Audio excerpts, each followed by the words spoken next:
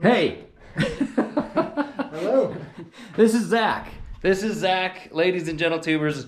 He's awesome. He's super cool. Thanks, Tyler. You're welcome. Just a little background. Like a while ago, Zach messaged me and said, can I talk about this? Yeah. Okay. So he was like, man, I'm feeling pretty down. Do you have any advice? And so I was like, I know how that goes. So I actually made him a little video. Yeah, on your anniversary, right? Yeah. Yeah. Which is weird. But anyway, and then we've kind of sent messages back and forth. And then he was like, hey, I moved down here and I fix bikes and I do treasure hunts. And I was like, what? You're into like all the things that I'm doing. So anyway, Zach has been helping me fix the bike. We don't know what to call it yet. Zach called it the Marauder because it's like something on Mad Max, especially right now. It's like the what are they called? The unicycle. It's a unicycle right now. It is, yeah. But anyway, we are rebuilding. Well, I'm not really. I realized that when I rebuilt my KTM 300, after a season of riding that bike, I did many things wrong and broke many things and would have had a lot less problems if I would have had a fly in my ear. No, just kidding. If I would have had a expert like actually do it and just paid an expert. And Zach's like volunteering and he's like, no, you don't need to pay me. And I'm like, forget about it. So I'm going to take Zach to the Dominican Republic. Ta-da! And so anyway, we're working on the DRZ. I just want to show you guys a little bit about it. First, do you kind of want to go over like some of the problems that you had with it, or? Yeah. So a couple things that I found. The swing arm bearings, they were shot. Some of the linkage bearings had excessive play, especially this one here, and also this one here. So we went ahead and put the Tusk linkage and swing arm bearing kit in, and then the races and the steering stem bearings, they were completely shot. So I replaced those. You got to feel this. Here, I'll kind of get the front wheel up. Oh, is it silky smooth? Yeah, feel it. Oh my gosh.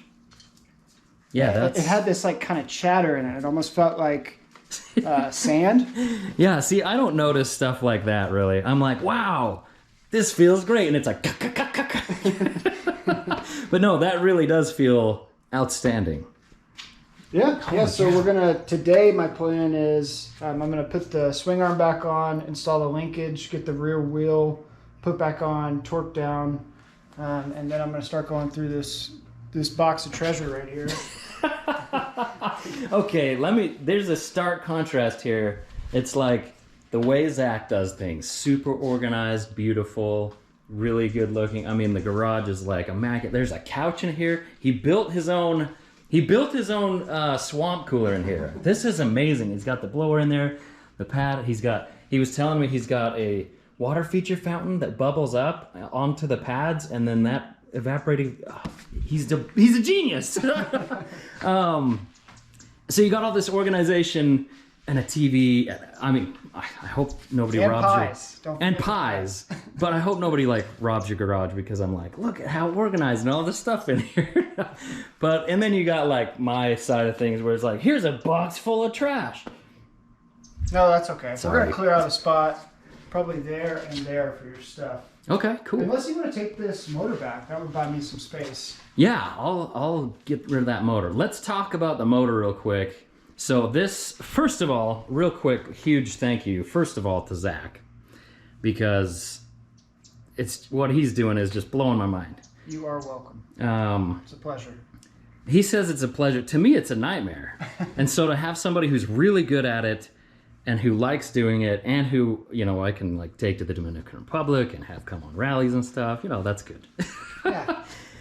Because for me, working on stuff like this is kind of a nightmare because I'm the type of person who usually does a fix and it doesn't pan out right and I figure it out later that it's not done well and then it gets destroyed and then I have to actually, so I waste my own time and then I end up, bringing it to somebody who knows what they do in the first place. So anyway, so first of all, huge thanks to Zach.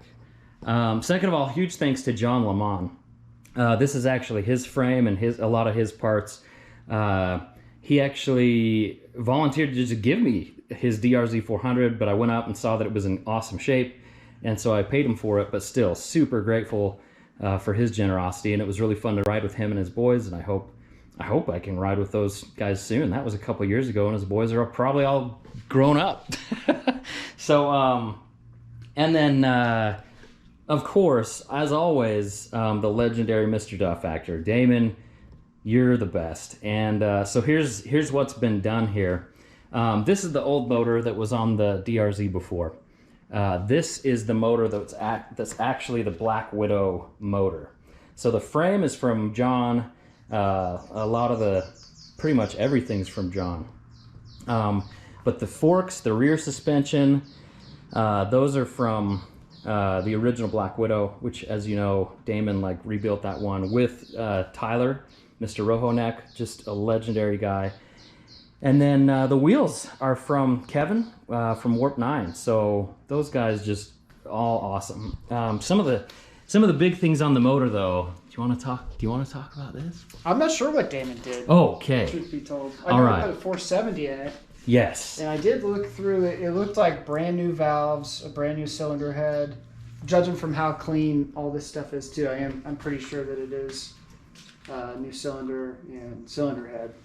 Yes. So Damon completely went through it and pretty much rebuilt the whole motor. Yes, he put in a 470 kit, so this thing's going to be great with power. DRZs, that's one thing that I love about DRZs, is that the power is super manageable, but it's there when you twist the throttle. Unlike a lot of 450s where it's kind of like a herky-jerky experience, the DRZ is really smooth until you really want it. So I love that about a mellow dual sport bike. And the 470 kit, it still maintains kind of that mellow bottom end, and then when you wind it up, it goes. But one of the biggest things that he did was he put in a wide ratio transmission, and that should be the difference between making this a pretty good, on-road, off-road dual sport to making it much, much better on-road. Basically what happens is the fifth gear gets super high, and so when you drop it down into fifth gear, from what I've heard, depending on your gearing sprockets and stuff, from what I've heard, you can be going 80 and be in the 5,000 RPM range, which is really good for a bike like this. So yeah, and then also another huge thanks to Rocky Mountain. Now, Rocky Mountain, none of the stuff that's on the bike, except for the Tusk D-Sport tires, is on there yet. These boxes are full of things that Rocky Mountain has sent for me to demo, to try out. They've been absolutely awesome.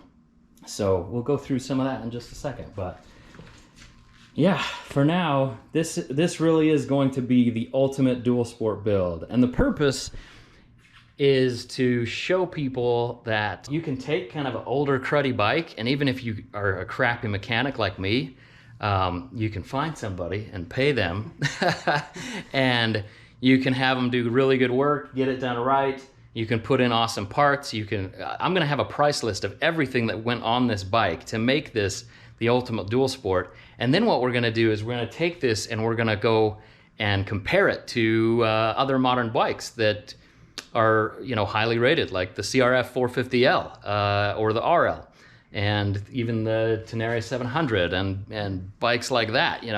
These monsters of modern ingenuity.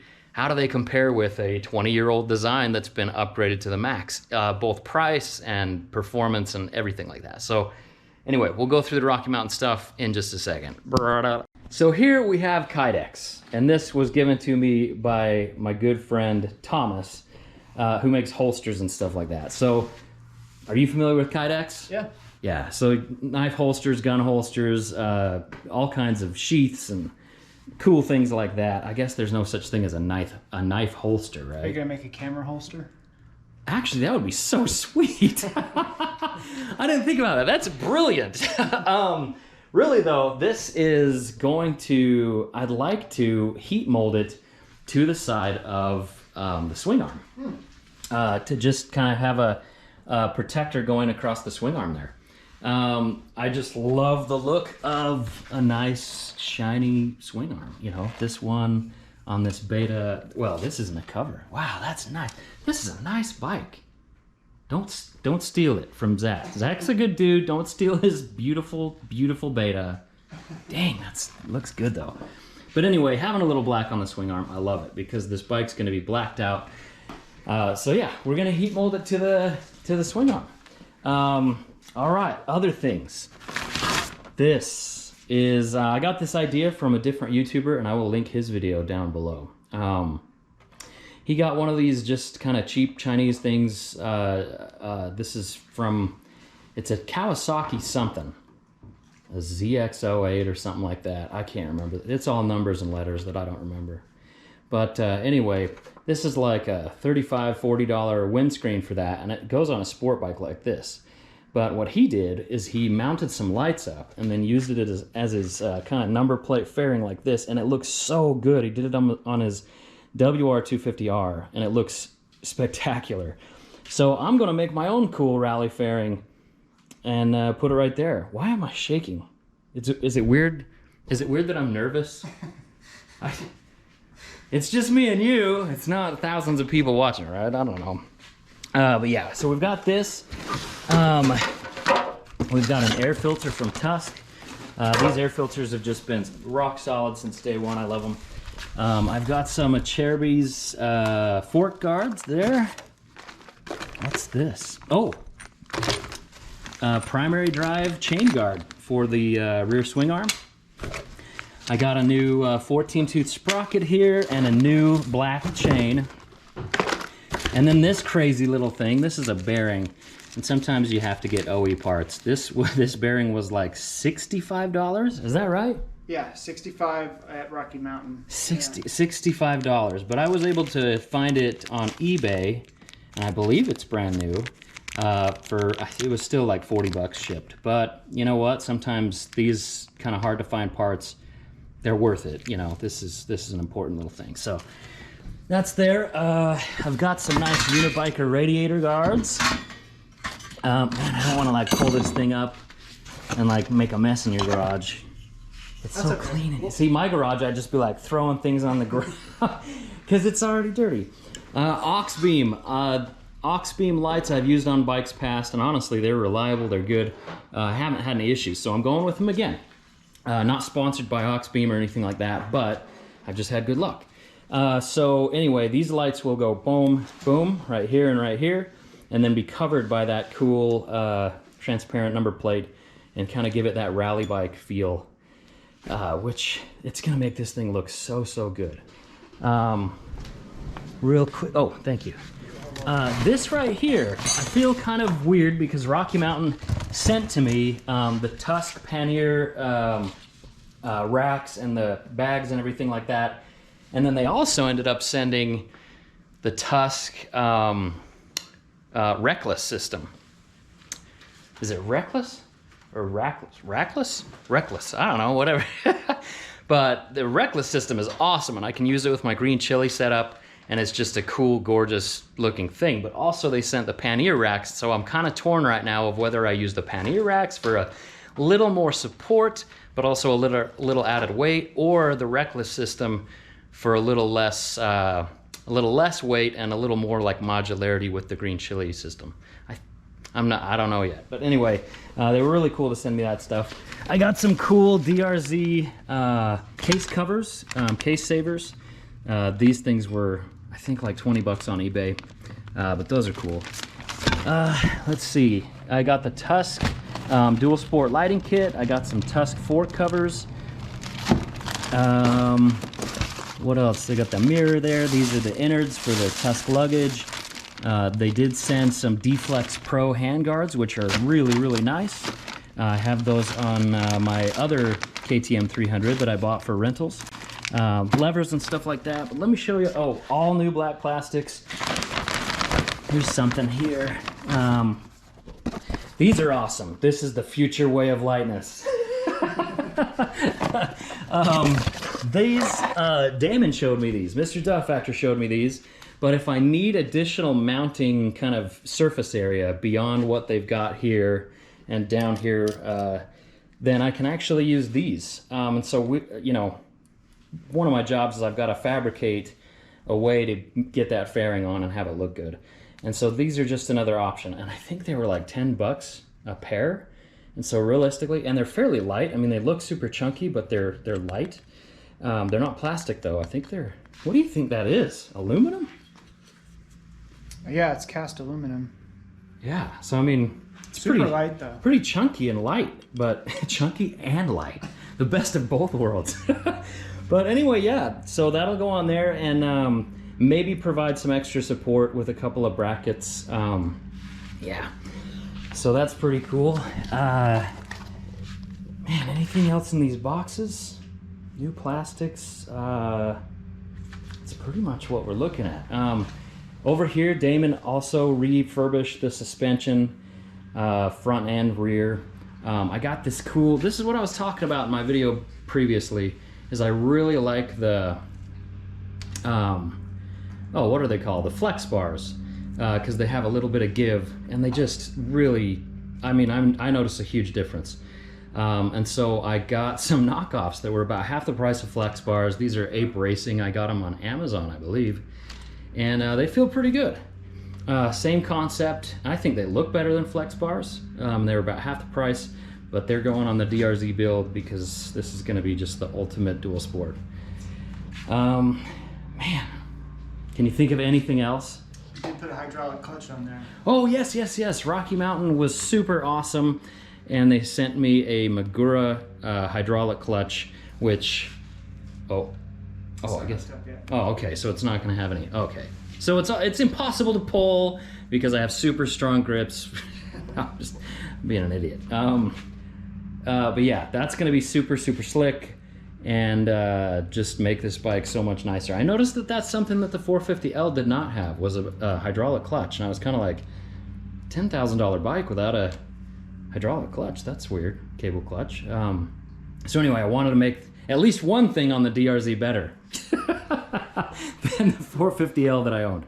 So yeah, with that being said, the bike is in progress, but we're just trying to make it the most amazing dual sport that's ever been built.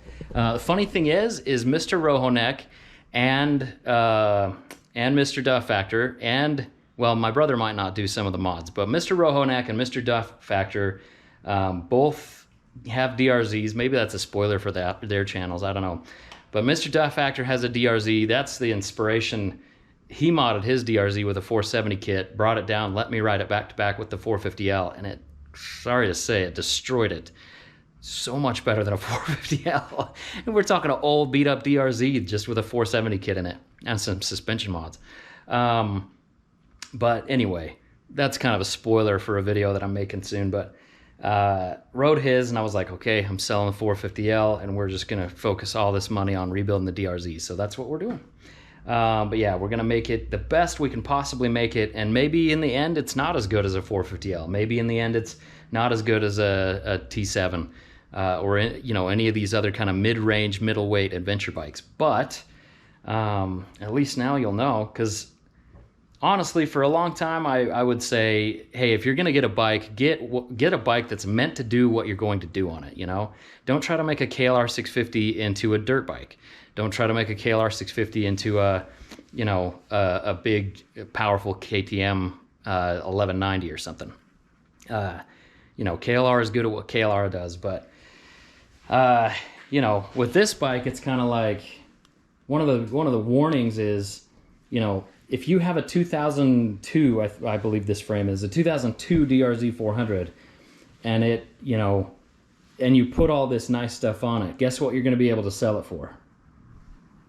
The same price as a 2002. Yeah, exactly.